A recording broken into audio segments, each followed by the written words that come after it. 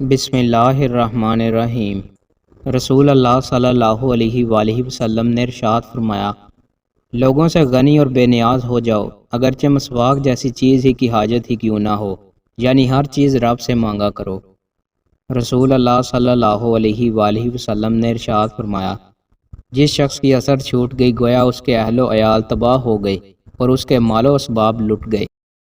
رسول اللہ صلی اللہ علیہ وآلہ وسلم نے ارشاد فرمایا، انسان کی عمر بڑھتی جاتی ہے اور اس کے ساتھ دو چیزیں اس کے اندر بڑھتی جاتی ہیں، مال کی محبت اور عمر کی درازی۔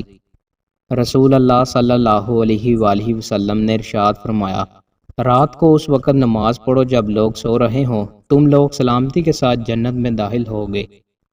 رسول اللہ صلی اللہ علیہ وآلہ وسلم نے ارشاد فرمایا، سوتے وقت عصمت کا سرما ضرور لگاؤ، کیونکہ اس سے نظر نگاہ تیز ہوتی ہے اور بال اگتے ہیں۔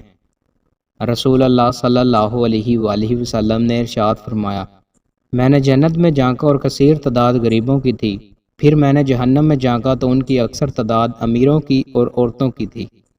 رسول اللہ صلی اللہ علیہ وآلہ وسلم نے ارشاد فرمایا، جو شخص لوگوں پر مہربانی نہیں کرتا اللہ تعالیٰ اس پر مہربانی نہیں کرے گا۔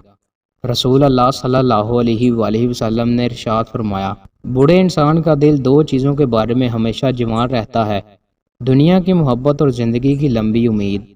رسول اللہ صلی اللہ علیہ وآلہ وسلم نے میت پر 3 دن سے زیادہ سوگ منانے سے منع فرمایا، البتہ بیوی کو خاوند کے لیے 4 مہینے اور 10 دن سوگ میں رہنے کا حکم دیا۔